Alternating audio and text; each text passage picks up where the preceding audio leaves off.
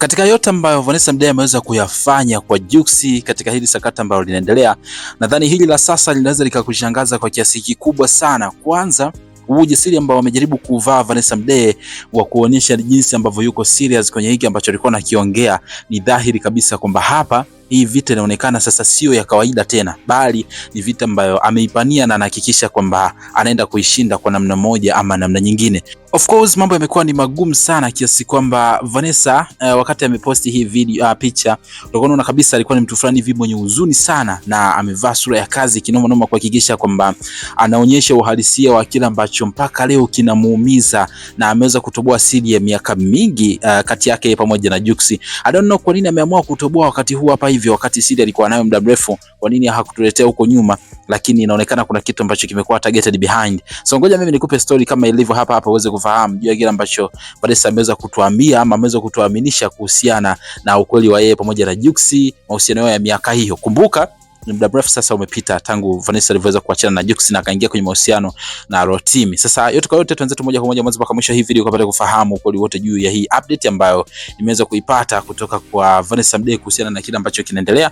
Lakini cha muhimu sana ambacho mimi napenda kukukumbusha ni kwamba najua inawezekana ni mara yako ya kwanza kabisa kujoin na mimi, au pengine ulikuwa hauja-subscribe kabisa. Sasa ukicheki chini ya hii video hapo, kama unaliona neno limeandikwa subscribe, fanya tu kutumia sekunde moja tu kulibonyeza. Baada ya hapo like video, kisha kwenye sehemu ya maoni nitakuja kuletea comment yako kutokana na kile ambacho utakomeza kitazama katika hii video. Mimi naitwa Gabby Official na hii ni Bongo Vibe, channel namba 1 kwa ajili ya kuhakikisha kwamba updates zote kuhusiana na trending issues, basi wewe ndio unakuwa wa kwanza kabisa kuzipata hapa kwa wakati sahihi kabisa. Sasa kama ambavyo tunafahamu, issue imekuwa ni serious kinoma noma kiasi kwamba mambo yanaonekana kuwa mazito zaidi. Kibaya zaidi ni kwamba Jux kuwekwa kwenye hii vita ndio kitu ambacho kinafanya ionekane kwamba ili sakata linaelekea kuwa zito zaidi, kwa sababu kama Jux akicheza basi ndoa yake inaenda kuharibika kweli na kwa asilimia zote.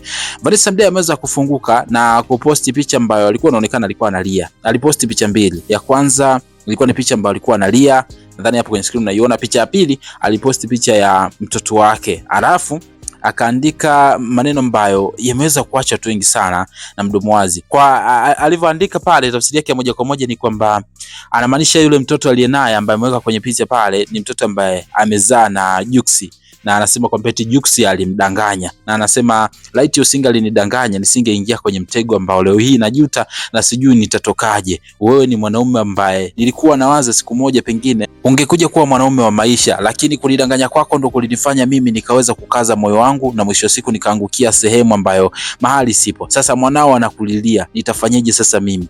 Hii imekuwa ni moja ya caption ambayo imeweza kutafsiriwa kwa namna ya tofauti kabisa. Cha kujiuliza hapa ni kwamba kusema mwanae anamlilia it means kwamba huyu aliyekuwa amemwonyesha kwenye picha ni mtoto wake, lakini cha kushangaza ni kwamba ukimcheki huyo mtoto ni Rotimi mtupu kabisa. Kwanza hafanani na Jux hata kidogo, yani hakuna viashiria vyovyote ambavyo vinaashiria kwamba huyu mtoto ni wa Jux. Sasa kuna nini ambacho Vanessa amekitarget kwenye hili? Inaonekana ni bifu ambalo vita hii anahakikisha kwa namna yoyote na kombino yoyote anaishinda, either kuharibu ndoa ya Jux au kutafuta namna ya kuhakikisha kwamba mahusiano yake na Jux yanarejea. Lakini hii ngoma itaishaje? Hapo ndipo ambapo kila mmoja anabaki na alama ya kuuliza zaidi. Katika hili tuambie maoni yako ni yapi, mdau wangu?